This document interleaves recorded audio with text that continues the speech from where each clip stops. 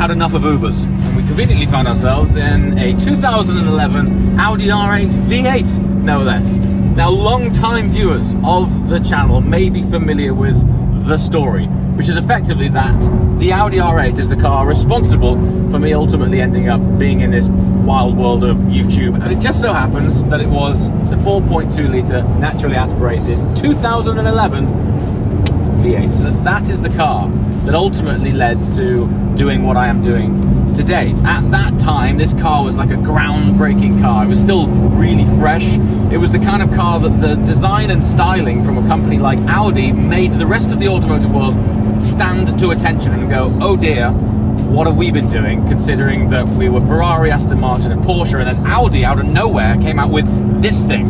Remember, this was Tony Stark's car. This was Iron Man's car. It was a complete aesthetic game changer.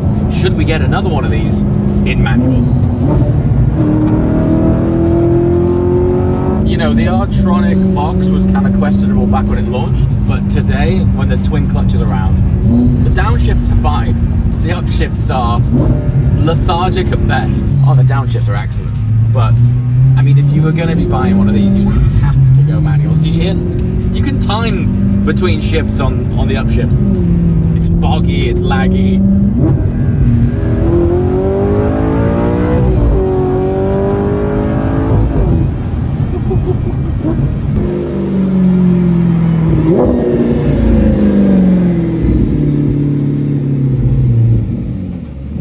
One thing you can't really convey on camera is weight, but when you pick up new sports cars and supercars, bonnets, hoods, whatever you want to call it, these bits are quite light.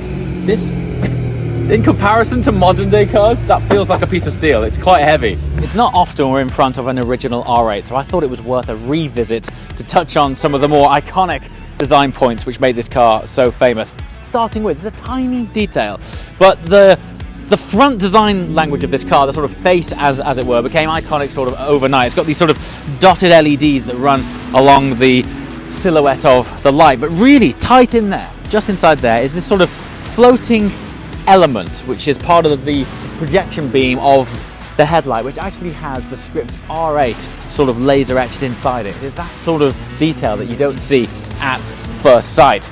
Now, when we come around the side of this car, this isn't exactly the most stock Audi R8, but those brakes, I gotta be honest with you, were a bit of a letdown. You see, these were off the RS4, which was a saloon car. It wasn't really designed for what this thing ended up doing. But as a result, when they launched the V10 version, there was the option of a carbon ceramic brake, which did a massively improved job of stopping the car. Okay, by far and away, the most iconic design feature of the Audi R8 was the side blade. Now, when this thing launched, there was nothing else like it out there. I eventually one day got around to speaking to one of the designers involved in this car, and they said actually in isolation, the side profile of it, before it reached this stage, it just made it look a little bit long. The idea of this is actually to break up the long lines through the car, giving it this sort of visual shorter wheelbase, and that makes it look a little bit more stocky. That was amplified up to 11 when they launched the V10 version, because this air intake was sort of exaggerated here, which is pretty cool, but this is still a functional air intake up here. Now, all right, let's just open up a few flaps and hatches. I'm going to open the fuel filler cap there. We'll touch on that in a minute. Seats, by the way, were originally from an Audi TT, which is why the interior of this car for me never really matched with the ethos of it. Very sporty, supercar-like styling on the outside. Seats out of a standard TT on the inside. Always a letdown, but they did introduce the optional bucket seats, which launched as an optional extra on the RS4, and that totally transformed the way this thing looked on the inside. Anyway, rear release for the back here. All right, business end of the car. Probably a good time to touch on the fact that this wing is an aftermarket wing, and in a weirdly small way, the R8 did have a degree of active aero, in that just under here, this aftermarket wing is actually stuck onto this active aero wing here. It had this tiny little lip that used to move up like that. Because this wing on it, that will be disabled, but yeah, anyway, I actually prefer the R8 without this wing on it. Weirdly, it suited the later Gen R8 V10s, but there's something about the sort of purest nature of the V8 that I think just looks nice and smooth. Anyway, that block right there, naturally aspirated, 420 horsepower, V8 from Audi, 4.2 litre, and at the time, it was a great block. Truthfully, Today it feels a little bit underpowered. You can totally see why they had to introduce the V10 to make it a supercar in this format, and we'll probably queue up some angry people in the comments. I don't think this is a supercar. This for me is a sports car, and actually what kind of reaffirms that is that when it launched, Audi put it up against the Porsche Carrera 4S and the Aston Martin Vantage, which neither of those are supercars. They're very distinctly sports cars.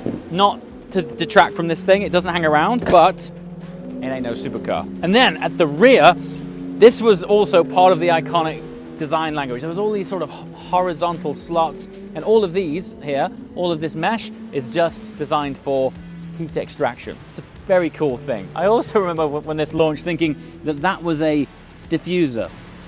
I've seen bigger diffusers on Hot Wheels cars, but anyway, looks nice. That's only a small detail, but the fuel filler cap at the time was very race car inspired, which is actually where this thing got its name from. The R8 is a code internally at Audi that was an insignia for one of their racing car programs. So yeah, very special thing. I would love to get into one. Things that I would improve, definitely the brakes. If I got into a V8, I would put a set of AP racing brakes on it. Perhaps that is one of the weakest components of the car.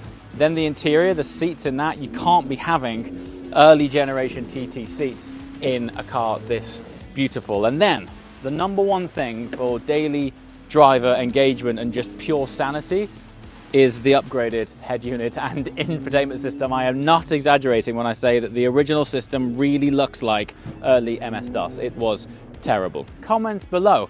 Should we look into perhaps doing a sort of subtle upgrade program on a certain generation of R8? Should it be the V10? Should it be the V8? Either way, it's gonna be a manual. But I just think it would be quite a nice story to get one of these back on the channel, considering it's ultimately responsible for where things are today. So thank you to you, thank you to Audi. It's a very cool journey. I think this helps set a spot of context as to how much equipment and people is required to shoot something like this. Look at this. It's giving me anxiety just looking at it. I remember when we used to turn up with like 1 or 2 Peli cases. There's like 10x that here. We've got 1, 2, 3, 4, 5, 6, 7, 8, 9, 10, 11, 12 in this part of the shoot. There's other things taking place over there as well. And then of course we've got all the sound gear on top of that. Guys, what sort of terabytes did you do yesterday? Yesterday was only 8 terabytes yesterday. Only 8 terabytes yesterday. I think we came with around 200. You came with 200 terabytes. Yeah, Just in case, you know, that's for Tuesday.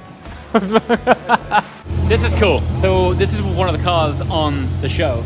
It's actually a 348 challenge car. So it's not a road car that's been converted for the track. It's a track car that's been converted for the road. Fun fact, he's also gone and turbocharged it. So that is a 500 horsepower 348 GTS road legal challenge car. Some cool kit on the show.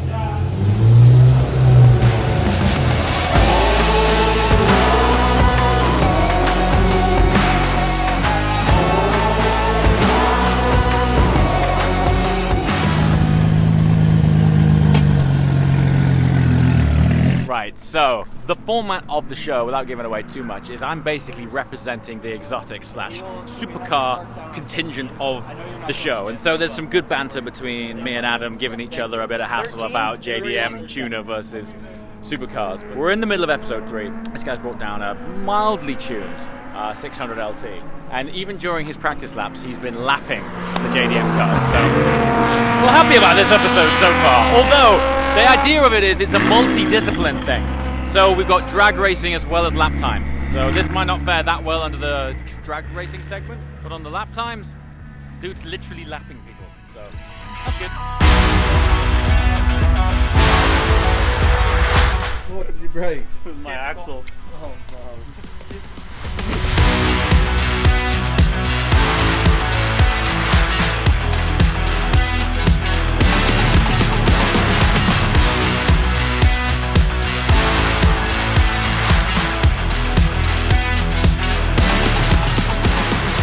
So we've actually got this Audi R8 as our wheels for our remaining time in Vegas, thanks to the dudes at Driverify. This car was actually one of the cars on the show, and it's not going back home until the end of the show. So they just threw us the keys and said, you might as well use this while you're out here, which certainly beats an Uber.